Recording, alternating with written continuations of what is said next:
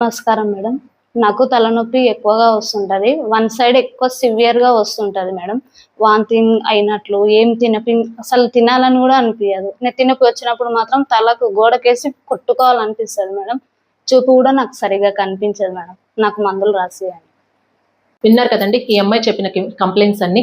దీన్నే classical migraine or migraine headache or పార్శ్వపు నొప్పి అంటూ ఉంటారనమాట.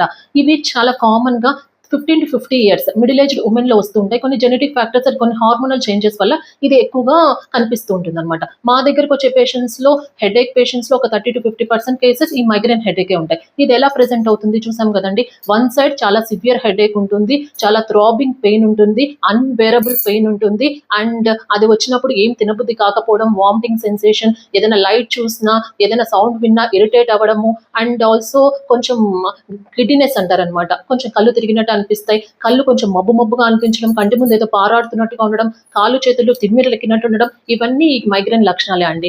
ఈ మైగ్రేన్ కి ఎటువంటి సిటీ స్కాన్లు, ఎంఆర్ఐలు ఏం అవసరం లేదండి. ఇది మనకు కంప్లైంట్స్ ని బట్టే తెలిసిపోతుంది. అండ్ కొన్ని ట్రిగరింగ్ ఫ్యాక్టర్స్ ని కంట్రోల్ పెట్టుకుంటే సరిపోతుంది. కొంతమందికి ఈ జర్నీ చేయడం వల్ల ఆర్ ఫుడ్ స్కిప్ చేయడం వల్ల ఆర్ ఎక్కువ ఫిజికల్ ఆర్ మెంటల్ గా స్ట్రెస్ తీసుకోవడం వల్ల కొన్ని రకాల ఫుడ్స్ వాళ్ళకు అవాయిడ్ చేస్తే మంచిది అనమాట. For example chocolates or dairy products కొంతమంది పడవు, ఆ టైంలో హెడేక్ ఎక్కువ వస్తూ ఉంటుంది. ఇటువంటి ట్రిగరింగ్ ఫ్యాక్టర్స్ అన్నింటిని కూడా కంట్రోల్లో పెట్టుకొని దాంతోపాటు మమ్మల్ని కన్సల్ట్ చేస్తే 3 to 6 months ట్రీట్మెంట్ పెడతామండి. ఆ ట్రీట్మెంట్ వల్ల మీకు మైగ్రేన్ యొక్క సివియారిటీ అండ్ రికరెన్సెస్ కూడా తగ్గిపోతాయి. ఇప్పుడు చాలా రకాల కొత్త ట్రీట్మెంట్స్ కూడా అవైలబుల్ గా ఉన్నాయి. సో ఇటువంటి కంప్లైంట్స్ కానీ మీకు ఉంటే మీరు దగ్గరలో ఐ డాక్టర్ ని కన్సల్ట్ అయ్యి ట్రీట్మెంట్ తీసుకోండి. Thank you.